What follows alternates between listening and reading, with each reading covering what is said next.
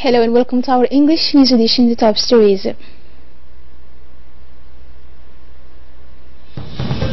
This morning at the Palace of the People, the strengthening of hospitals' emergency services took place.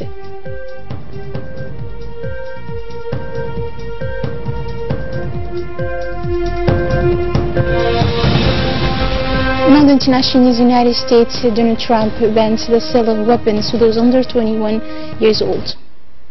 Thank you for joining us in our newsroom. As part of the program of strengthening medical relief in mobile teams, the President of the Republic, His Excellency Ismail Margeele, presided this morning a ceremony of delivery of vehicles that took place on the Esplanade of the People's Palace. The President was welcomed on his arrival by the Prime Minister Abdul Qadir Kamil Mohammed, the Minister of Health, Dr. Jama Al-Maoukieh, and the Minister of Foreign Affairs Mahmoud Ali Yusuf, and the Minister of Transport and Equipment Mr. Mohammed Abdul Qadir. The head of state then carried out a review of the 60 brand new ambulances 4x4 vehicles of medical transport which were at the Palace of the People. The Minister of Health, Dr. Jama Al-Maoukieh, took the opportunity to present the smart teams who will benefit from these vehicles and to explain the scope of the objectives of the reform in the areas of capacity building. Indeed, this national program for the renewal of medical rolling stock is a decisive step both in the qualitative and the quantitative enhancement of the chain of medical care in our hospitals. The 16 new vehicles are intended to strengthen the activities of the SMART and mobile teams in the regions of the interior, but also to improve patient transport in our reference hospitals such as Peltier General Hospital, Balbala Sheikh Hospital, Dar al-Hanan Maternity Hospital, and Shakib Anti-Tuberculosis Center.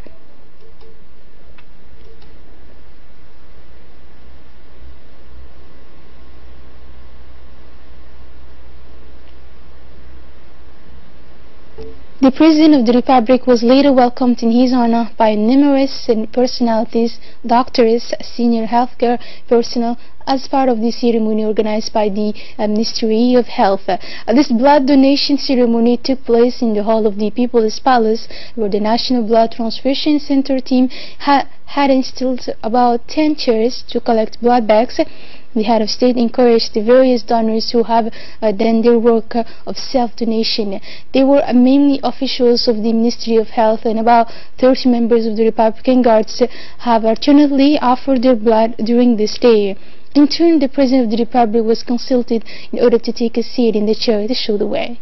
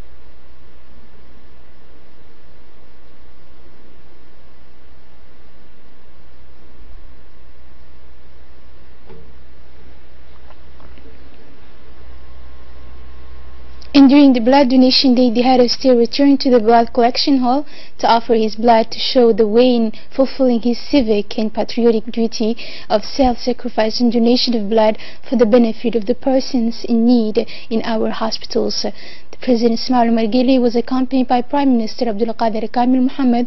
Both offered their blood as part of this day of blood collection. Note the presence of the Minister of Health, Dr. Jama Al-Maoukieh, the Foreign Minister, Mr. Mohammed Ali Yusuf, and the Minister of Transport and Equipment, Mr. Mohammed Abdul Qadir Musa. Finally, the participation of the head of state in this day of blood donation is a strong signal that is marked by generosity and humanism, and which reminds everyone of the importance and the extreme necessity of donating blood to alleviate suffering in our hospitals. The members of the government present at the ceremony also donated their blood. Let's watch this video. The Blood Donation Day, the head of state, Mr. Ismail Omar Guelleh, went to the blood collection room to offer his blood for the unique purpose to show the way in fulfilling his patriotic duty and for the benefit of the neediest people in our hospitals. The participation of the head of state in this day of blood donation is a strong sign that is marked by a altruism, generosity and humanism that reminds everyone of the importance and the extreme necessity of blood donation to help people in our hospitals. In this occasion, the Minister of Transport said, "I would like to thank the Minister of Health who invited and called us in this particular day. We have to know that donating blood is an important action, and as citizens it is in our duty to donate blood to the needy people, which is also beneficial for the donor. The Minister of Health has made a good job and I'm very grateful to be here today." And now to the rest of the news. A meeting to give foreign affairs officials the car in which they must indicate their heritage was held this morning at the meeting room of the ministry. The Secretary General of Foreign Affairs, Mohammed Hassan, and Director of Heritage Control, Mr. Hamza Abdi, led the work of the meeting. All those who managed public money must inform the National Anti-Corruption Commission of what they possess to prevent illicit enrichment. The National Anti-Corruption Commission has been able to visit 11 ministries, and the Director of Control and Heritage, Mr. Hamza Abdi, thanked all senior officials of the Department of Foreign Affairs for their availability. Under the high patronage of the Saudi ambassador to Djibouti, Abdulaziz bin Abdullah Al Dawood, the Islamic Institute in Djibouti on Thursday organized a conference debate on the approach of Saudi Arabia. The ceremony saw the participation of diplomatic corps of the Arab countries, the director of the Islamic Institute in Djibouti, Mr. Atik bin Suleiman, but also several ulamas and religious leaders in Djibouti. This initiation is part of the permanent authorities of the Diplomatic Institute to show the efforts undertaken by the Saudi Arabia to serve the Islamic nation. And during this conference, the facilitators presented widely the role on the justification of Islamic nation and the warning of the division and the differences according to the method of the right Islam. The director of the Islamic Institute of Djibouti, Sheikh Hussein bin Suleiman, delivered a speech in which he affirmed the importance of this conference debate, the passing efforts of his country and support the justice of Muslim war. He greeted the Republic of Djibouti for all its facilitation regarding the Islamic Institute. The 64th session of the Indian Ocean Youth and Sports Commission Experts meeting closed yesterday at the Sheraton Hotel in Djibouti. The closing ceremony was attended by the Secretary General of the State Secretariat for Youth and Sports, Mr. Mohammed Ahmed Farah, who is also the director of the 11th Games. But before the director of the Games presented to the experts and the deities of different Djiboutian federations of the discipline selected for the Games, a report was made on the infrastructure to host these Games. For sports, a draw was conducted before the experts to ensure total transparency. And finally, in his closing address, Mr. Mohammed Ahmed Farah thanked all the participants that his mission of director of the Games forced him to provide more effort for the success of this meeting as well as the Games. And this is how the Secretary General expressed himself. I have assisted in the final part of our program, which was the draw part of the two disciplines, which are handball and football. I would like to take advantage of this occasion to wish a good luck to everyone. I have appreciated the transparency in this draw as well as the organization. The purpose of this event was not to make an sportive event, but it was to bring young people of different countries gathered in one place so that they can get the chance to exchange and share experiences. It has been an honor to be among all of you.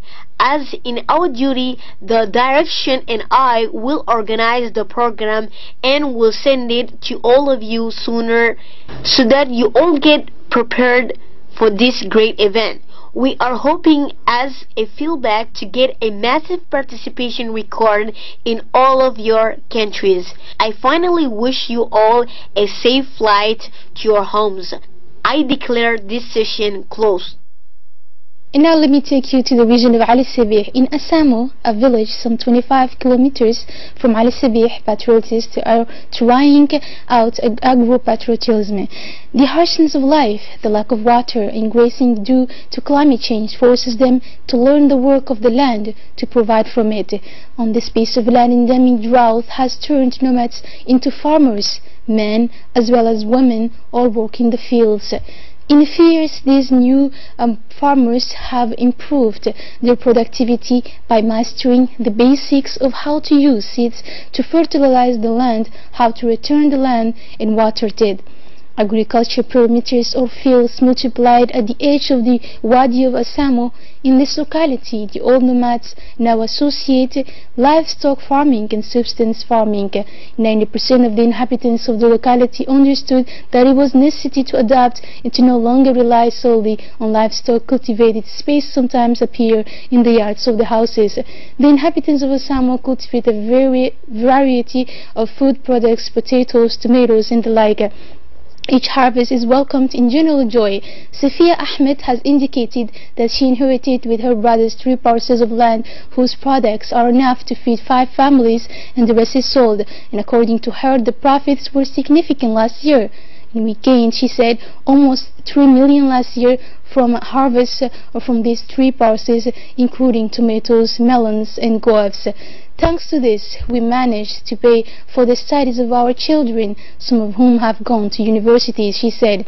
And according to Musa Suge Amir, guavas, melons and tomatoes are Asamo's flagship products. I have more than 1,000 trees in total of different species. The guava is the fruit that is produced the most. I harvest up to 1,000 kilograms per month, he said.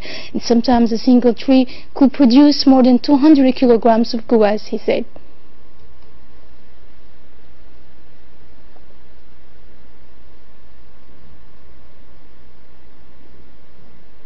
And on the international news, 6 humanitarian aides were murdered in the Central African Republic. A UNICEF agent, 2 officials from the Ministry of Education and 3 members of the Bangu Sans Frontières NGO were executed on the road to Markunda.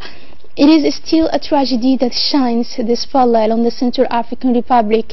6 aid workers were murdered last Sunday in the north of the country. The facts were confirmed only yesterday and we still do not know the identities of the attackers. Humanitarians were shot in the head and the UNICEF vehicle was burned. On Twitter, the United Nations Children's Fund said it was sad and shocked by this brutal and senseless act. The Central African Republic is one of the poorest countries in the world, in which the state controls only a small part of the territory. This complicates the work of humanitarian workers. 13 of them were killed last year. Tens of thousands of people are fleeing the fighting. The disease were just preparing to train teachers, parents to take over in the temporary schools that host refugees in Markunda. In the United States, Trump aims to ban arms sales to under 21 years old. He said we need to do something, we need to act. Donald Trump told a White House meeting of Democrats and Republicans at which he backed stronger arms control measures than those advocated by his party. He advocated for checks and purchase registrations for the mentally ill and an increase from 18 to 21 years old of a legal age to buy certain weapons. He asked legislators from both parties to work together. And that's all for this edition. Thank you and enjoy our rest of the program.